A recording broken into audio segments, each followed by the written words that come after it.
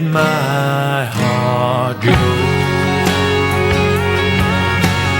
Let your sun roll. Mama, let my heart go. Or let this heart be still. Muy bien, y vamos a hablar ahora de Indonesia. Los extranjeros han sido condenados a muerte en ese país por tráfico de drogas. Veamos.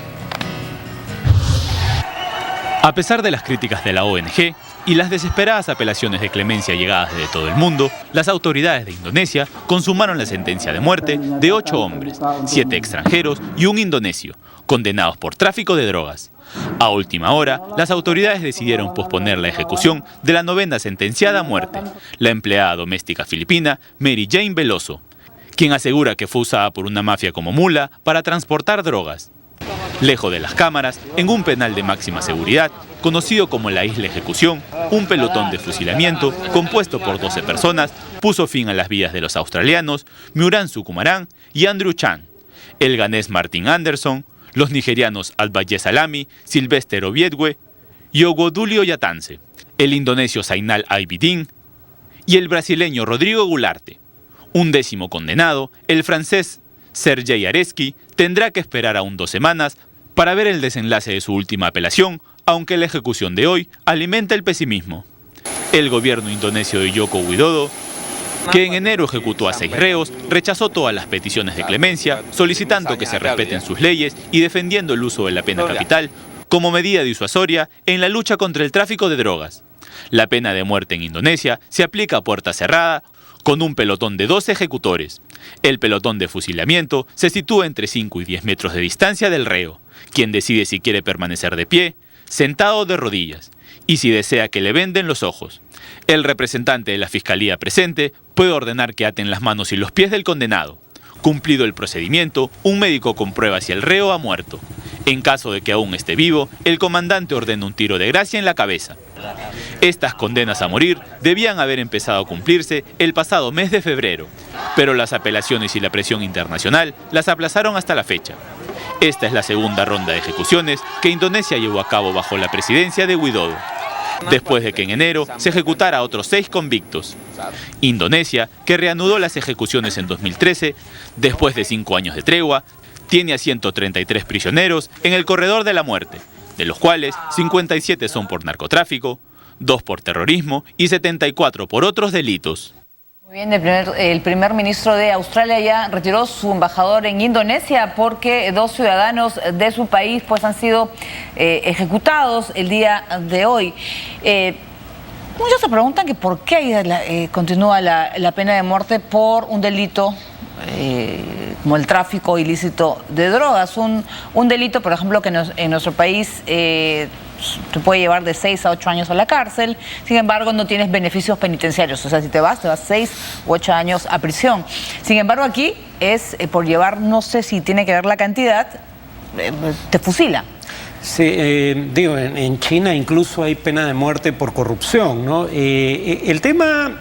A ver, hay países que tienen muchas más ejecuciones que Indonesia, incluido Estados Unidos, y en esa lista están en un muy distante primer lugar China, seguido por Irán, Arabia Saudita, por Estados Unidos.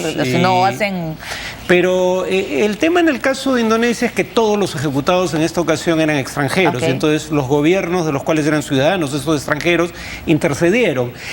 Además está el detalle de que efectivamente en el derecho internacional hay una tendencia predominante hacia el abolicionismo, o sea, o bien que no haya pena de muerte como sanción penal, o si un país retira algunas causales para la aplicación de la pena de muerte, no las vuelva a introducir, y por último, si se va a tener pena de muerte, que sea solo para los crímenes más atroces, no, por ejemplo, para tráfico de drogas. Entonces, la actitud del gobierno indonesio, si bien no es inusual, lamentablemente, aunque sí es minoritaria, va en contra de esta tendencia del derecho internacional. Parte del problema, sin embargo, es cuando algunos gobiernos politizan el tema, porque si tú quieres hacer gestiones para lograr, digamos, la clemencia del presidente de Indonesia. Lo peor que puede hacer un canciller es amenazar. Y eso fue lo que hizo, por ejemplo, la canciller de Australia, diciendo que en caso de ser ejecutados sus ciudadanos iba a haber consecuencias. Ante eso, lo que termina haciendo el gobierno de Indonesia es bruñir sus credenciales nacionalistas, diciendo que nadie les va a imponer condiciones, nadie les va a decir cómo manejar sus asuntos internos, y terminan aplicando la pena de muerte de cualquier manera. Sin embargo, a esta chica le perdonaron la vida. O sea, ha sido por el manejo de su cancillería, ¿no? No, pero también, según leía, alguien en una posición jerárquica respecto a ella en la cadena digamos, de la organización criminal, se entregó y eso ayudó a su caso. Han cambiado la fecha, ¿no? Es decir, me están informando. Claro. O sea, que al final, que es peor, ¿no? O sea, que te digan, no te mato hoy día, sino la próxima semana. Bueno, además, en el caso de Indonesia, la pena de muerte había sido puesta digamos, en cuarentena, por decirlo de algún modo, viendo la posibilidad de que dejase de aplicarse para casos de narcotráfico. Lamentablemente, pasados 5 años de este periodo de transición, la decisión final fue reinstaurarla, y aquellos que ya estaban, digamos, esperando por la aplicación, se les de ajustició de cualquier manera. Pero si no detienen a indonesios es porque, obvio, por la pena nadie se atreve. Se atreven los extranjeros, y el pago debe ser, pues, muy bien, muy bueno, porque estás prácticamente arriesgando tu vida, ¿no? Es una manera, pues, que ese país ve cómo pueden luchar y acabar con el tráfico de drogas, ¿no? Que debe ser una actividad muy dañina, que debe mover muchísimo dinero. Sin embargo, digamos, si hay algo que está más o menos demostrado, es que lo que disuade no es qué tan grave sea la pena, sino qué tan alta sea la probabilidad de que te atrapen. O sea, a veces, si la pena es pena de muerte, pero la probabilidad de que te atrapen es ínfima, eso no disuade, ¿no? Y entonces esto termina siendo francamente populista, porque, claro, quieres dar la apariencia de que estás haciendo algo significativo para combatir el crimen, cuando en realidad esto no hace la diferencia que los gobiernos creen o quieren hacer creer haría. Por ejemplo, el gobierno de Indonesia, ¿qué hace con los pederastas, con los pedófilos que hacen comercio sexual con niños, por ejemplo, en Indonesia? No tengo... O sea, por ejemplo... No sé si haya pena de muerte para esos casos. La verdad, no tengo idea de cuál sea la pena en esos casos. Pero si hay pena de muerte para narcotráfico, presumo que podría existir también para la pederastia. Muy bien, nosotros ahora vamos a ir con la presidenta del Brasil, Dilma Rousseff, que no dará su mensaje del 1 de mayo para evitar abucheos, tal como sucedió en su última cadena nacional. A modo de poder garantizar en un futuro la indemnización de sus millonarias pérdidas, la empresa estatal Petrobras pidió al juez federal seguir de cerca los procesos penales por el esquema de corrupción dentro de esta empresa. Este pedido, el cual de ser aprobado por la Fiscalía, le permitiría a Petrobras actuar de forma más incisiva en la búsqueda de la reparación de sus pérdidas, ya que las sentencias penales condenatorias pueden garantizarle a la compañía el pago de indemnizaciones por las pérdidas provocadas por las acusaciones que se le imputan. Ya el estatal divulgó que en 2014 sufrió pérdidas por unos 7.200 millones de dólares, su peor resultado desde 1991. A lo largo de las investigaciones han sido arrestados 5 exdirectivos de la empresa y una decena de ejecutivos de importantes constructoras. Precisamente por este caso de corrupción que mantiene indignada a la población, la presidenta Dilma Rousseff desistió de grabar un mensaje conmemorativo por el Día del Trabajo para ser exhibido en televisión el 1 de mayo, tal y como lo hizo en sus primeros 4 años de gobierno, tras los abucheos que se escucharon en varias ciudades de su último pronunciamiento en medios de comunicación. Muy bien, claro, las cifras en el Brasil, y yo creo que para mensaje de 1 de mayo, Día de los Trabajadores, sería el peor, con el desempleo que es el mayor en los últimos 3 años y el salario es el peor en más de 10 años.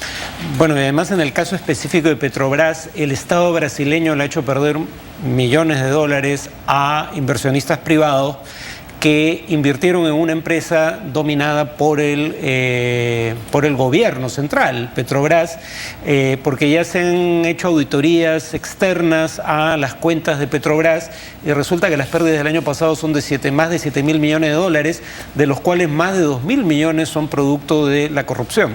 Claro, no sé cuál ha sido un exministro o un exintegrante del gobierno había dicho pues que se había robado muchísimo, o sea, es que el partido de los trabajadores había hecho prácticamente un saqueo de todo, o sea, le está poniendo al partido de Dilma Rousseff en una situación muy, muy difícil en la cual uno puede dudar, ella si fue ministro, ¿cómo no sabía nada? O sea, muy ingenua, ¿no? El saqueo es multipartidario, aunque pero habló de lo eso, peor ha ocurrido bajo gobierno corporativo nombrado por el PT, eso sin duda.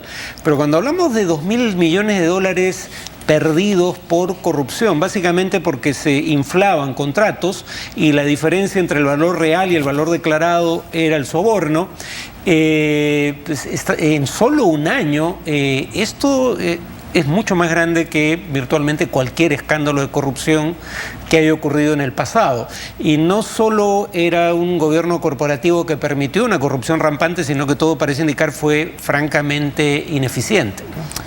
Muy bien, ahora vamos a hablar de otra presidenta que también está en problemas. Michelle Bachelet ha cambiado el sistema electoral de la época de la dictadura, permitiendo mayor participación de las minorías.